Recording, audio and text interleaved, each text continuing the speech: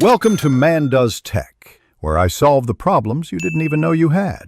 Gather ingredients and tools before starting. 2 cups all-purpose flour, 1 cup granulated sugar, 2 teaspoons baking powder, and 1/2 teaspoons salt.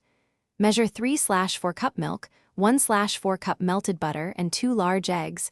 Set them at room temperature for even mixing.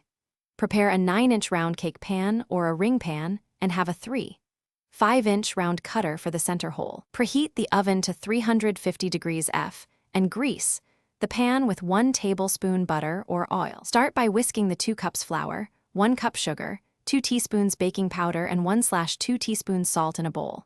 In another bowl, mix 3/4 cup milk, 1/4 cup melted butter, and 2 eggs, then combine until smooth. Avoid overmixing. Pour batter into the greased 9-inch pan and bake at 350 degrees F for 25 to 30 minutes until a toothpick comes out clean. Let the cake cool 10 minutes in the pan, then remove to a rack and use a 3/5-inch cutter to create the donut hole. Make an easy glaze by whisking 1 cup powdered sugar, 2 tablespoons milk, and 1 teaspoon vanilla until smooth. Adjust with a few drops of milk for desired thickness.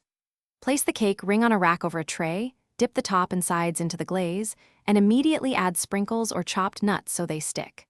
For layered texture, slice the cake horizontally, spread 1/2 cup whipped cream or jam, reassemble, then glaze. Chill the assembled donut cake 15 minutes so the glaze sets before slicing and serving. Thanks for watching.